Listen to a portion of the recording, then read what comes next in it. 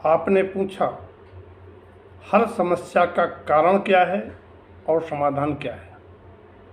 देखिए, समस्या बाहर नहीं है, समस्या अंदर है। यदि समस्या बाहर होती तो सबसे ज़्यादा समस्या दिखती सर्वज्ञ परमात्मा को, क्योंकि हम आपसे ज़्यादा उन्हें दिख रहा है तीनों लोकों के वस्तु का परिणमन। यानी समस्या का कारण और समाधान दोनों जीव में है। समस्या का कारण जीव की सोच, नज़रिया, दृष्टिकोण, आगम की भाषा में कहें उसकी सिद्धांत ज्ञान की पर्याय, और यही है समाधान जीव की सोच, नज़रिया, दृष्टिकोण, सिद्धांत ज्ञान की निर्मल पर्याय। जिस समय जीव की नकारात्मक सोच, नज़रिया, दृष्टिकोण होता है या मिथ्या सिद्धांत, मिथ्या ज्ञान रूप पर्याय होती है, तो उसको हर जगह समस्या ही नज़र आती है। और जब सकारात्मक सोच, नज़रिया कहें या दृष्टिकोण और सम्यक सिद्धांत, सम्यक ज्ञान प्रवर्तता है, तो प्राणी को कहीं भी कोई समस्या दिखलाई नहीं देती है, उसे कोई समस्या लगती ही नहीं है। और प्रत्येक समस्या का यही हल है, चाहे वह समस्या कलहपूर्ण पारिवारिक जीवन की हो या आत्मोत्कर्ष की हो, समाज उत्थान की हो या नारी सशक्तिकरण की हो, कोई भी समस्या हो, उसका समाधान प्रारंभिक दशा में शिक्षा और संस्कार तथा अपने पूर्व अनुभवों से प्रमाणित ज्ञान। कौन सा ज्ञान? निश्चय से द्वादशांग के द्वारा 27 तत्वों के स्वरूप का यथार्थ सिद्धांत पूर्वक, यानी अपने को परमात्मा स्वरूप स्वीकार करके, हर आत्मा को परमात्मा स्वरूप देखकर, द्रव्य के स्वतंत्र परिणमन को जानकर एकमात्र साक्षी रहना, ज्ञायक रहना। और आगम की भाषा में कहें, समस्या का हल और कारण समनस्क ही होता है। इसलिए समनस्क पने का सदुपयोग कर समस्या का हल सम्यक पश्यता और तपस्या। सम्यक पश्यता यानी स्वभाव दृष्टि से देखना, और तपस्या यानी इच्छा रहित होकर निकलेश होना। द्वादशांग वाणी के स्वाध्याय चिंता मनन से हम कुछ नज़रिया आपसे शेयर करते हैं। यदि आपका नज़रिया इस प्रकार से है तो जो वस्तु के परिणमन में आपको समस्या दिख रही है, उसका समाधान भी आपको मिल जाएगा। क्या है वो शेयर करने वाला नज़रिया? यह भी चला जाएगा, इट विल पास। कोई भी स्थिति, परिस्थिति स्थायी नहीं होती है। जो बांटोगे वही बटोरोगे, जो बोया था वही तो उगा है, और अब जैसा बोओगे कल फिर वैसा ही पाओगे। कछु नहीं, उम्दा है। अरे बहुत गनीमत है ये समस्या छोटी आई है, बड़ी भी हो सकती थी। और फिर ऐसी समस्या क्या, इससे बड़ी बड़ी समस्याएं, संकट, मुसीबतें इस संसार में जिसका नाम दुख्यालय है, महापुरुषों और सतियों पर भी आई हैं। उनने कैसे सहन किया? यदि समस्याओं से, संकटों से, उपसर्गों से, परिसरों से डिग गए होते तो फिर कोई उपसर्ग केवली नहीं हुए होते।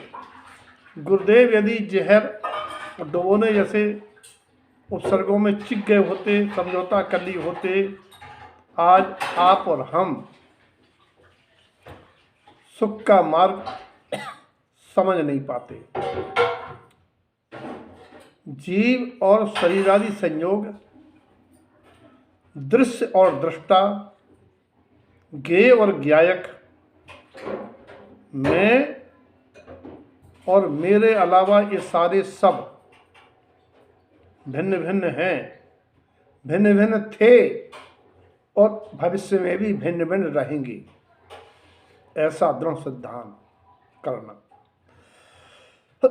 वस्तु स्वरूप विचार खुशी से सब दुख संकट समता सहनशीलता धैर्य से सहना। क्या है वस्तु स्वरूप? मैं ध्रुव तत्व शुद्धात्मा हूँ। यह एक एक समय का चलने वाला त्रिकालवर्ती परमन क्रमबद्ध निश्चित अटल है।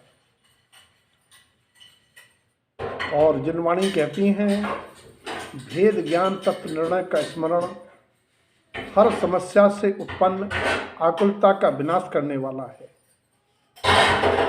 यानी मैं आत्मा शरीर आदि से भिन्न, शरीर आदि माने त्रय कर्मों से, शरीर संयोग और संयोगी भावों से भिन्न, अजर अमर अविनाशी अनंत सुख स्वरूप ज्ञायक तत्व हूँ। ये समस्या मुझसे भिन्न है, यानी मेरे मन माफिक नहीं लग रही है, इसलिए मुझे समस्या लग रही है। उसका तो स्वतंत्र परमन अनुसार स्वतंत्र परमन हो रहा है, फिर चिंता काहे की?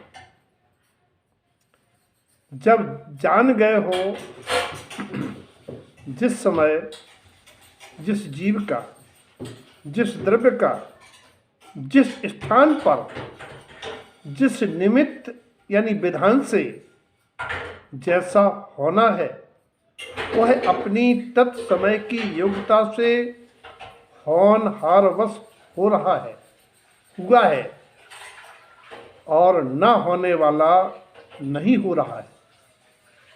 इसे कोई इंद्र, नरेंद्र, धर्मेंद्र की क्या कहें, स्वयं जिनेंद्र परमात्मा भी टालने बदलने में समर्थ नहीं है। जो परमन चल रहा है, जो घटना घट रही है, जो घटना घटने वाली है, जो घटना घट चुकी है, इतना दृढ़ तत्व निर्णय के बाद कहाँ समस्या, तो फिर चिंता काहे की? जब प्रत्येक द्रव्य को आप उसके स्वभाव सापेक्ष शुद्ध देख लेंगे, अपने भावों की ठोकर सामने वाले को नहीं लगेगी, तो स्वयं को प्रतिकूल लगने वाली प्रतिक्रिया कारक उसके विचार भी नहीं आएंगे।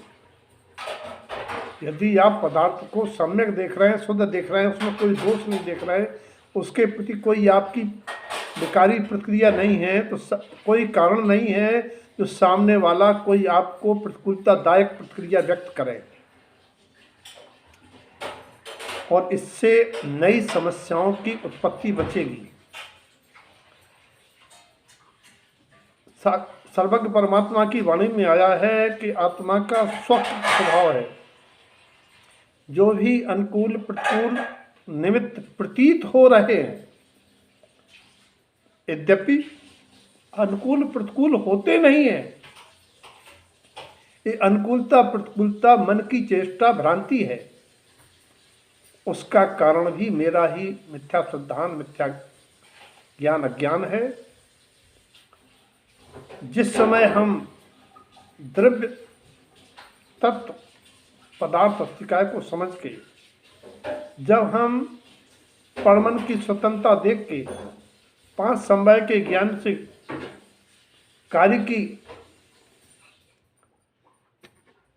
कार्य का होना चिंतन कर लेते हैं, भेद ज्ञान तत्वनिर्णय वस्त्रोपदेश दृष्टि से हम साधना करते हैं, फिर ना कोई समस्या है ना कोई चिंता है।